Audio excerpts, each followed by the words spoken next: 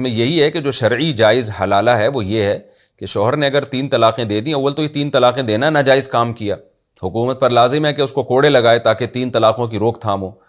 تو اکٹھی اگر دے دی اس نے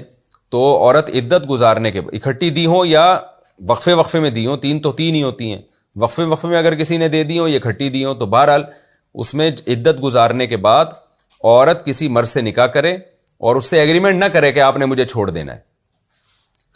تو اس سے نکاح کر کے اسی کے ساتھ زندگی گزارے اور وہ ہم بستری بھی کرے. پھر اگر عورت کو لگتا ہے کہ بھئی یہ شخص میرے لیے مناسب نہیں ہے، یا بچوں کی وجہ سے پہلے شوہر یاد آ رہا ہے، یا کوئی بھی وجہ ہے،